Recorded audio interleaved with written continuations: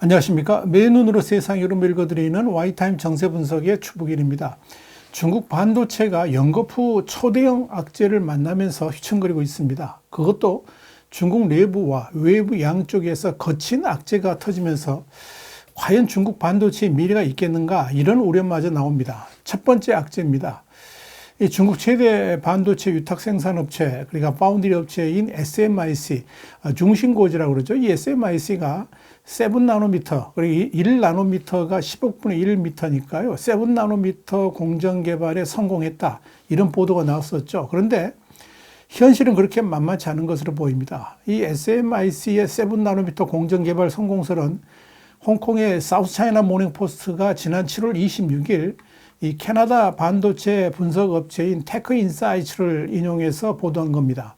이 테크인사이츠는 중국 비트코인 채굴 업체 마이너바의 채굴 기기에 내장된 칩을 분석해 가지고 이 SMIC가 7나노미터 공정 개발에 성공했다라고 판단한 겁니다. 자, 그렇다면 7나노미터 이 공정 개발의 필수적인 EUV 장비는 어떻게 들여왔을까요? 사우스차이나 모닝포스트는 중국이 미국의 제재를 피해서 몰래 들여왔을 가능성을 제기했습니다.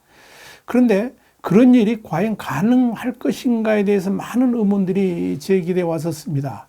SMIC는 지난 2019년 미국에 의해서 블랙리스트로 지정되면서 미세 공정이 필요한 외국산 첨단 장비를 구하지 못해가지고 구현, 그러니까 숙련 기술인 28나노미터 반도체 생산에 집중을 해왔습니다. 자, 이런 상황에서 SMIC가 12인치 웨이퍼 제조 공정 국산화에 차질을 빚고 있다, 이런 관측이 중국 내부에서 제기가 됐습니다.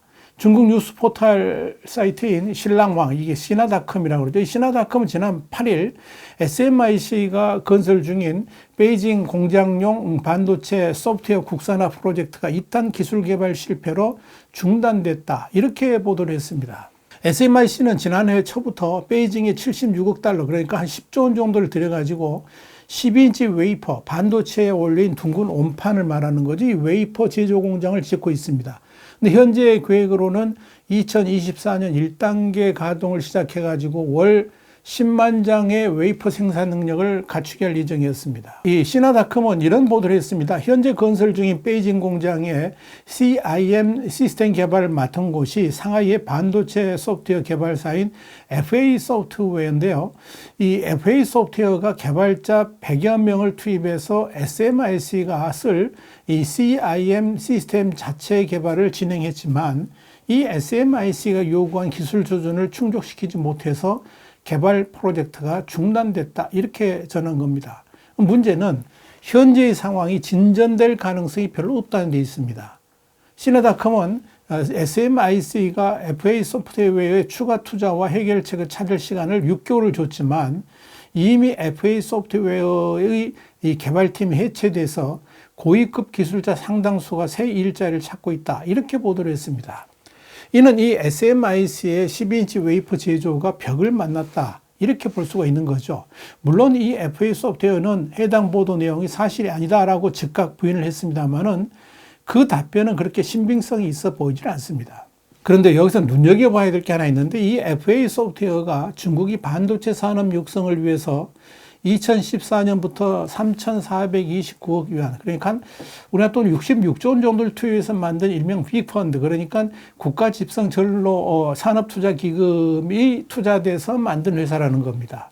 이게 두 번째 악재하고 연결되는데요. 중국 반도체 산업에 닥쳐온 또 하나의 악재, 바로 중국 반도체 산업과 관련된 부패 문제입니다. 지난 7월 29일 중국의 이 경제 매체인 차이신이 60조 원대에 달하는 중국의 국가 반도체 산업 육성 펀드 책임자가 비위 혐의로 사정당국의 조사를 받고 있다라고 보도해서 충격을 준 바 있었죠. 그런데 9일에는 이 반도체 숙청이 계속 확대되고 있다는 보도가 나와가지고 이 중국 반도체 산업의 미래를 암울하게 만들고 있습니다. 중국의 사정기구인 당중앙기술검사위원회 그리고 국가감찰위원회는 9일 류양 총경리, 그리고 두양 전 총감, 그리고 양장판 부총경리 등 이 화신투자관리 전현직 고위 관계자 3명을 당기울 및 유법 혐의로 조사 중이다, 이렇게 밝혔습니다. 이 화신투자관리란 것은 중국의 국가반도체 펀드인 이 국가집적예로 산업투자펀드, 일명 대기금 운영을, 빅펀드 운영을 전담하는 국유기업을 말하는 건데요. 그동안 대기금은, 이 빅펀드는 소유와 관리를 분리한다. 이 원칙 때문에 자금 조성과 주요 전략적 판단은 자금을 조성한 국가집적회로 산업투자펀드 주식회사가 맡았고, 일상적인 투자관리 업무는 대기금, 빅펀드 운영을 위해서 특별히 만들어진 이 화신투자관리가 담당을 하는 구조로 돼 있었습니다. 문제는 이 대기금의 자금을 집행하는 이 화신투자관리에서 총체적 부패 혐의가 발견되면서 사실상 수뇌부 대부분이 수사를 받는 상황이 됐다는 얘기죠. 지난해 11월에는 화신투자관리의 가오승타오 전 부총재가 비의혹으로 이 사정당국의 조사를 받았고요. 지난 7월 하순에는 국가집적회로 산업투자펀드, 그러니까 빅펀드의 딩원우 총재가 관계당국의 조사를 받고 있다라고 전해졌습니다. 그런데 이번에는 이 화신투자관리 전 현직 고위 관계자 3명까지 또 조사를 받는 처지에 놓인 겁니다. 또 지난 7월에는 이와 별개로 반도체 같은 이 산업 정책을 총괄하는 현직 장관인데 샤오야칭 이 공업정보화 부장이 비위 의혹으로 사정당국의 조사를 받는다. 이런 소식까지 전해지니까 이 반도체 산업 지원과 관련된 비리와 부패가 어디까지 확산되어 있는지 이 전망 자체가 안 된다. 이런 분석까지 나옵니다. 자, 그렇다면 중국 당국은 왜 이렇게 중국 반도체 산업의 심장을 뛰게 만드는 이 회사들에 대한 수사를 집중하고 있을까요? 한마디로 지금의 중국 반도체 산업이 중국 당국이 생각하고 계산한 대로 흘러가고 있지 않기 때문에 그 원인 분석을 놓고 부패 문제가 불거진 것이 아닌가 이렇게 보입니다. 실제로 시진핑 주석이 집권하면서 10여 %에 불과했던 반도체 자금률을 오는 2025년까지 70%로 올리겠다. 뭐 광대한 계획을 세웠는데 이런 반도체 산업 지원책을 내놓으면서 이제 반도체 굴기를 해온 거죠. 그러나 현실은 그 목표치의 절반도 이루지 못할 것으로 보이기 때문에 이 미중 반도체 전쟁 국면을 맞이하면서 책임자 처벌에 나선 것이 아닌가 이런 관측이 제기되고 있는 겁니다. 자, 세 번째 악재입니다. 중국 반도체 산업의 덮쳐는 또 하나의 악재라고 할 수 있는데 대만 안보당국이 세계 최대의 전자제품 주문자 상표 부착 생산 그리고 OEM 기업인 팍스콘에 대해서 중국 반도체 기업 투자를 중단할 것을 요구했다 하는 점입니다. 파이낸셜 타임스는 현지 시간으로 10일 대만 당국이 폭스콘의 중국 핵심 반도체 기업 칭화유니에 8억 달러, 한 1조 482억 원 규모의 투자를 단행하는 것에 대해서 저지하고 나섰다. 이렇게 보도를 했습니다. 대만 당국의 이런 조치는 지난 4일 낸시 펠로시 미국 하원 의장이 대만을 방문한 이후에 양안, 그러니까 중국과 대만 간의 긴장이 고조된 데 따른 것으로 대만 국가안보 고위 관리는 이 투자는 절대 통과되지 않을 것이다 라고 말했다. 이렇게 파이낸셜 타임스는 전하고 있습니다. 이 파이낸셜 타임스는 이어서 정통한 소식통을 인용해서 대만 정부가 아직 이번 투자를 공식적으로 검토하지 않았지만 국가안전회 그러니까 NSC와 대중국 담당 당국인 대륙위원회의 관료들은 이 투자를 막을 필요가 있는 것으로 생각한다. 이렇게 보도를 했습니다.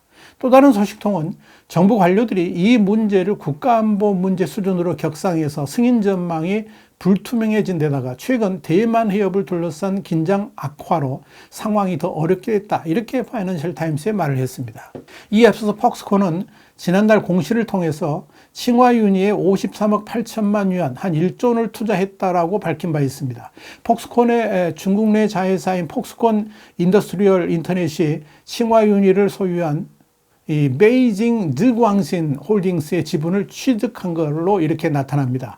폭스콘은 이번 투자와 관련한 보고서를 대만 정부에 제출했다 그러면서 이 정부 관료들과 계속해서 대화하겠다 이렇게 밝혔습니다.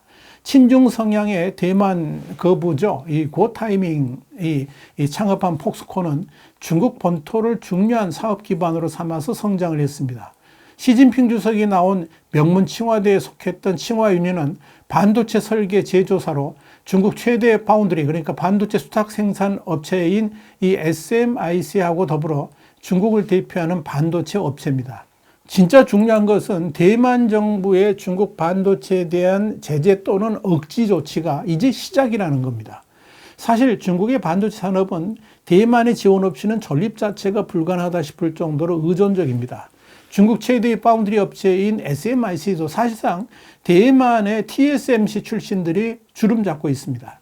이런 상황에서 낸시 펠로시 미 하원 의장의 대만 방문을 핑계로 해가지고 중국인민해방군이 실시한 대만 포위 및 봉쇄 작전은 대만에게 중국과의 협력 문제에 대해 전반적인 재검토를 하기에 이르렀다, 이렇게 볼 수 있습니다. 실제로 대만 정부는 이 반도체 첨단 기술이 해외로 유출되는 것을 막기 위해서 중국의 첨단 파운드리, 그러니까 반도체 숙탁 생산 공장을 건설하는 것을 금지하고 있고, 또한 중국의 이른바 반도체 굴기를 경계하면서 최근에 중국의 반도체 기술 탈취를 방지하는 법안을 발의하기까지 했습니다. 이런 점에서 대만 정부가 중국 경제에 목줄을 쥐고 있는 이 반도체 산업에 대한 결정적인 카드를 꺼내들기 시작했다는 점에서 앞으로의 대만 행보가 주목됩니다. 그리고 또 하나, 중국의 반도체 산업에 목줄을 쥘 수 있는 카드가 바로 미국 정부가 주도하는 치포 동맹의 출범이죠.